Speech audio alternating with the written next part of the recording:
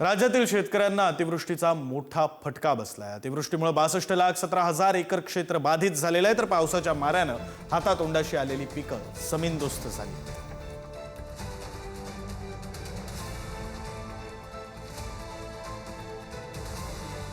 शेतीचं मोठ्या प्रमाणात नुकसान झालंय।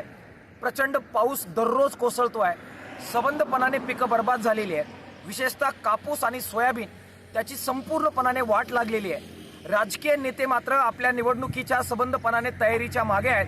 दुर्दैवानं महाराष्ट्रामध्ये सरकार अस्तित्वात आहे की नाही हा प्रश्न पडावा अशी परिस्थिती आहे। राजकीय नेत्यांनी विशेषतः सत्ताधाऱ्यांनी अशाच प्रकारे जर शेतकऱ्यांना वाऱ्यावर सोडलं तर त्यांना महाराष्ट्रात फिरता येणार नाही। ओला दुष्काळाची परिस्थिती झाली आहे।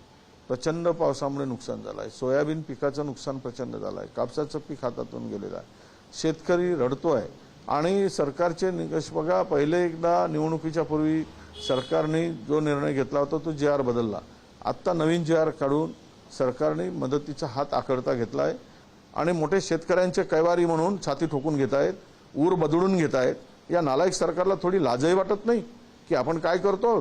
शेतकऱ्यांच्या आत्महत्यामध्ये महाराष्ट्र पुढे गेलेला आहे आणि अजूनही मदतीची घोषणा नाही। संबंधित ग्रामपंचायतला आम्ही ते पंचनामे दाखवतो आणि यावर मग एनडीआरएफ आणि एडीआरएफच्या नियमाप्रमाणे या सर्व नुकसानग्रस्त शेतकऱ्यांना आम्ही नुकसान भरपाई देतो। या राज्यामध्ये जे काही अतिवृष्टी झाली ती अत्यंत आतापर्यंत झालेल्या अतिवृष्टीमध्ये मोठी अतिवृष्टी आहे आणि त्यामुळं यावर्षी खूप मोठं नुकसान झालेलं आहे आणि सर्वच शेतकऱ्यांना नुकसान भरपाई देणं ही शासनाची जबाबदारी आहे। शासन आपली जबाबदारी पार पाडत आहे।